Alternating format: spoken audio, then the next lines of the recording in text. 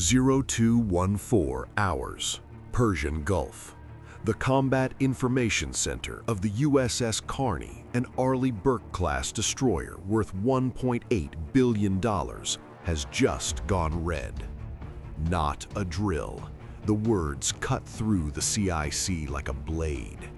Vampire, vampire, multiple inbound tracks, bearing 184, designated hostile. A fire control radar lock. Chinese Type 055 cruiser Nanchang, 13,000 tons of sovereign Chinese steel, armed with 112 vertical launch cells, more than any U.S. destroyer on the water today.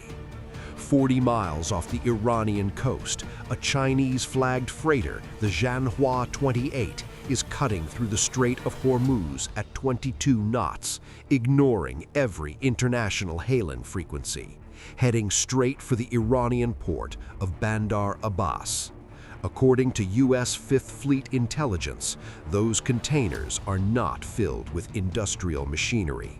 They are filled with YJ-18 anti-ship cruise missiles, supersonic weapons with a 540-kilometer range and a 300-kilogram warhead, designed specifically to destroy aircraft carriers.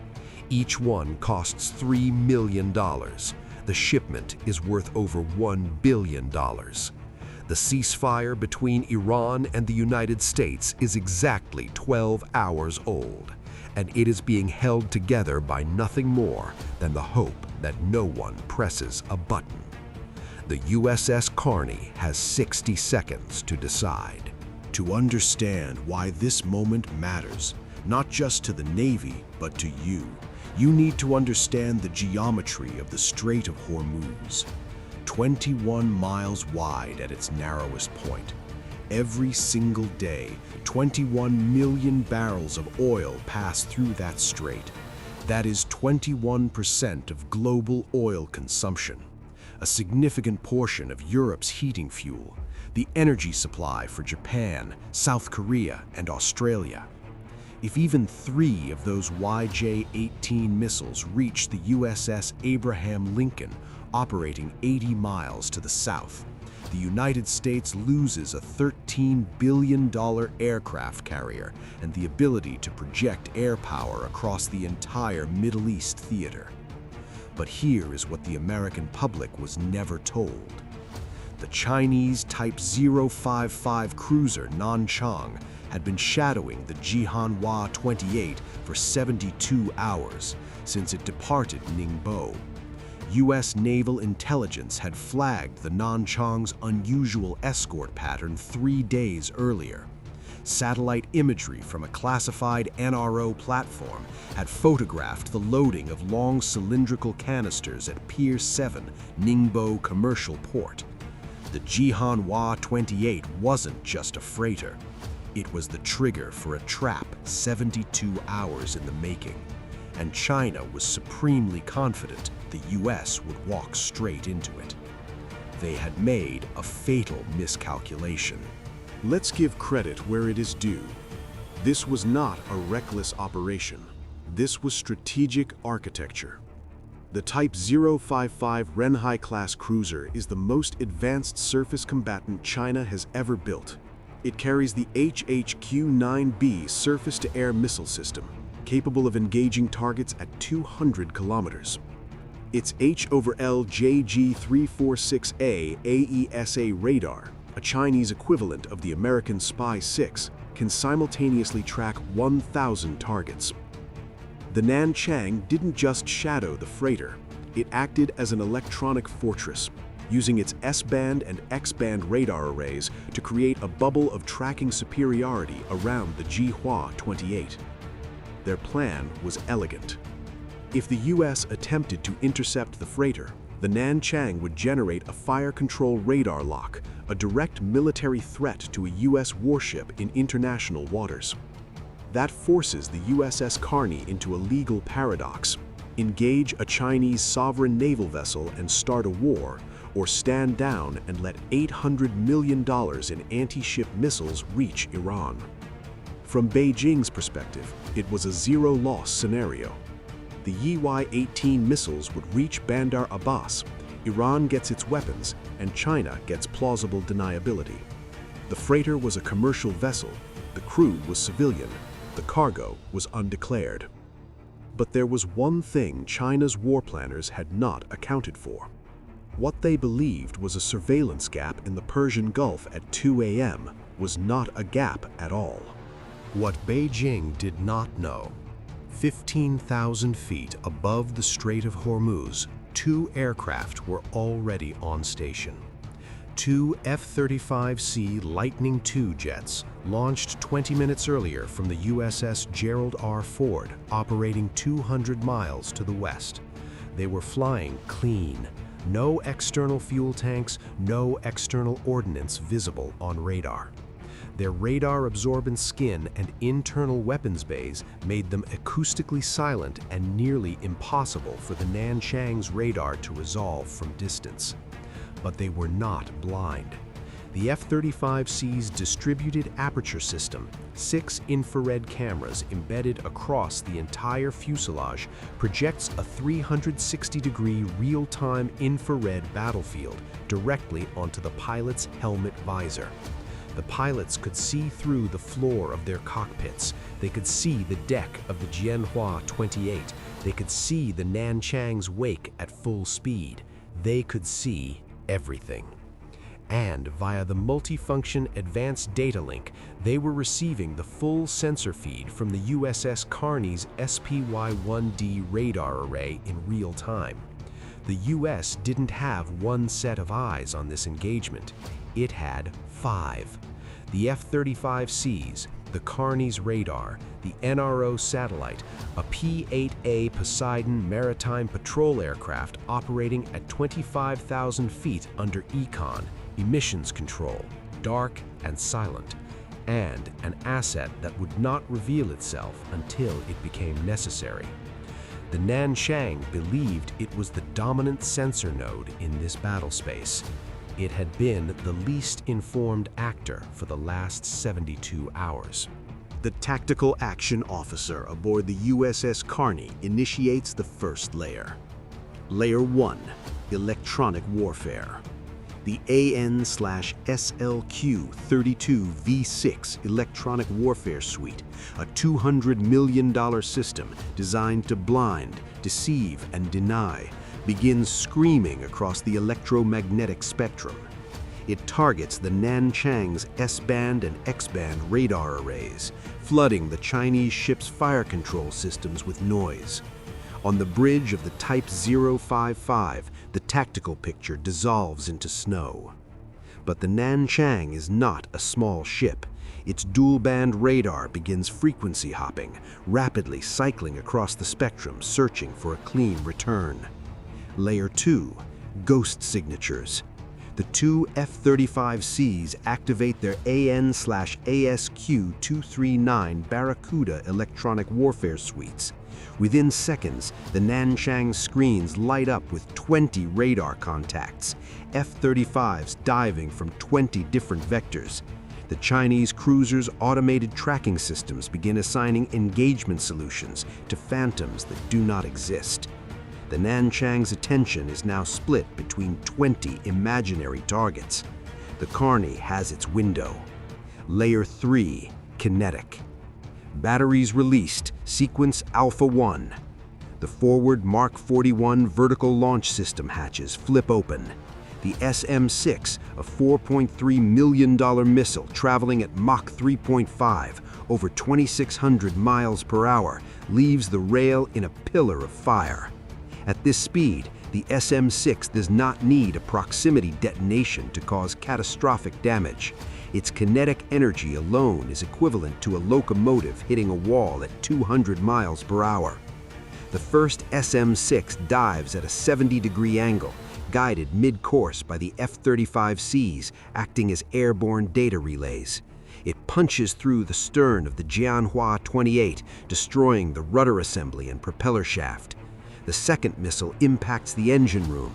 A pressurized cloud of superheated steam kills every electrical system aboard in under 3 seconds. The Jianhua 28 is mission killed, not sinking, but dead in the water, listing 5 degrees to port. Layer 4, the message. The 2 F-35Cs execute a supersonic low-level overflight directly over the Nanchang's bridge at 500 feet, breaking the sound barrier. The resulting sonic boom, traveling at over 170 decibels, shatters the bridge glass of the Chinese cruiser. No missile, no radar lock, just physics. The message, we can touch you whenever we want. The Nanchang stops its aggressive maneuvering. Layer 5, boarding. An MH-60R helicopter sweeps in from the Carney's aft deck before the SM-6 smoke clears. Navy SEALs and a Coast Guard maritime safety and security team fast rope onto the container deck of the Jianhua 28 in darkness. Fast roping onto a moving deck in zero visibility with a hostile crew aboard is the most dangerous 30 seconds in a sailor's life. The companionway door kicks open. 12 armed private security contractors, Chinese pattern tactical gear, QBZ-95 rifles open fire. Tracer rounds and orange streaks across the deck. The boarding team deploys M84 flashbangs, 7 million candle power, 170 decibels of concussive sound. Under the whiteout, the SEALs move with surgical precision. Suppressed SIG MCX rifles pin the contractors against the bulkhead. 4 minutes later, 12 men zip-tied on the deck. The priority cargo hold is cut open with a hydraulic breaching tool, and what they find inside changes everything. The heavy steel doors of the Priority 1 container swing open. The SEAL teams sweep their lights across the cargo. Command, this is lead element. We have a visual on cargo. No J-18 canisters, no weapon systems, no missile launch tubes. Pallets, thousands of them. Medical-grade saline solution, industrial water pumps, engine gaskets for Iranian civilian power plants.